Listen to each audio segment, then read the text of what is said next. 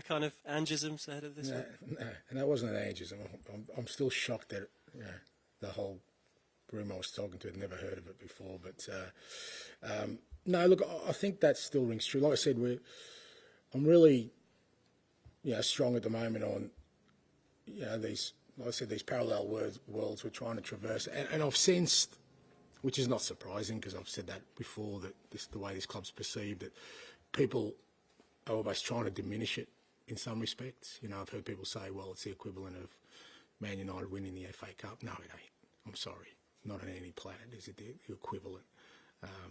Others suggesting that maybe we're not worthy of, Champions League. I mean, again, they're like things that are there, designed there to diminish what's ahead of us, which is an unbelievable opportunity. Like I said, irrespective of how this season's gone, we have generations of fans who, want this more than anything else, to share again with the people that they love, a special moment supporting their football club. So, as I said, this season could have gone a lot differently, and we could be flying in the league, but it wouldn't make this opportunity any different. The opportunity is the same, and I've made that clear to the players. We're disappointed, obviously, with Sunday at Liverpool. We were nowhere near the level we needed to be. But again, that's something we need to deal with separately. What we have before us is a semi-final of a European competition with an opportunity to get to a final, win a trophy, and Champions League football. I just think, for the players and everyone involved at the football club, it's a brilliant opportunity. Hi, Ange. How that he'll feature tomorrow night? Yeah, no, he won't feature tomorrow night. He's still he's out training, but he's still separate from the group. So he's improving, and hopefully we can get him back in sooner rather than later. They're a really attack like that? Yeah, hugely so. I'm delighted for Lucas. I think it's it's reward for his, like I said, his development this year, his performances, and how well he's adapted. We've got to remember a lot of young guys who maybe come to the Premier League have a step in between, whether that's playing, in another league, but he's sort of come, straight from the Swedish league, a really, year of senior football into Premier League, and his growth's been.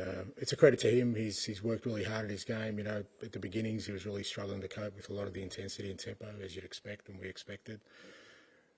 I guess a lot about football and life in general is opportunity, and he had an opportunity this year because of the situation we were in, and he grabbed it with both hands. And then even now that we've literally got a full squad to choose from, he's still being selected because he took the opportunity.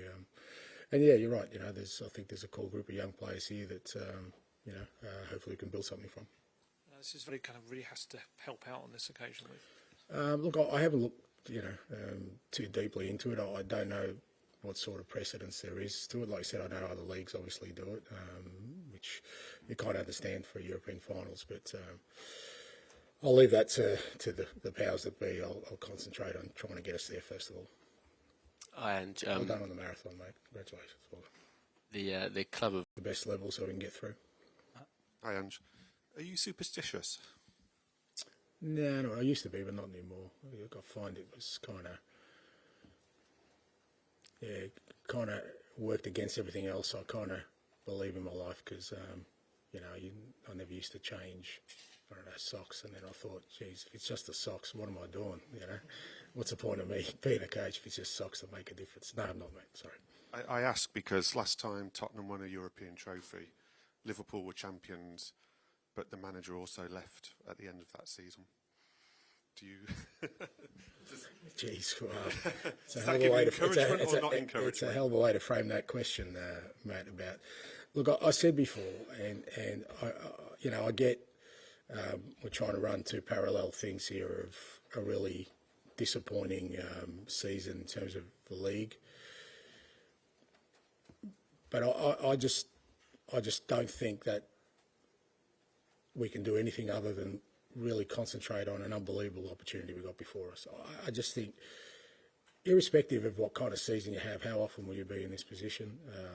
history tells you not that often, irrespective of how strong you are as a club, even the strongest clubs in terms of Europe. So any thought of what's going to happen next year or what's happened this year, or I just don't think is really of any importance. And you know, as I said last week, I think you ask any Tottenham supporter, you know, what's further most in their mind right now, you know, what's going to happen next year, or us hopefully trying to get to a final of Europe and the opportunity to win some silverware. I think the answer would be just concentrate on the now, and that's what I'm doing. Tom. Hey, Ange, that game. Yeah, you'd love us to think that you're a small club and we don't rate. No, that's not how I've just said. I think Bodo's there on merit. They beat Lazio in the last. They beat Olympiacos, tough teams. They're there because they're a good football team. Doesn't matter where you come from. I come from the other side of the world, where football is the fourth sport. So I don't underestimate anything. You say we're a big club, they're a small club, doesn't matter. We're two clubs in the semi-final of a European competition, and they've earned the right to be there. They've done very well to get there, and we're going to treat them with the respect they deserve. And at the same time, make sure that we go in there and give our best performance. What do you see as the main reason that Bodø Glimt has reached this stage? As I said, I think they've been a real stable club, same manager, and I think they've got a real clear identity in the way they play. And as I said, I think they've created a real kind of resilience in the group, mental resilience, that irrespective of who they play, whether that's in the Norwegian League or in Champions League qualifiers or Europa or the conference, they treat every opponent the same, and they play at the same level, and I think that's why they've been a dangerous opponent for any team. Hi, Eirik from TV.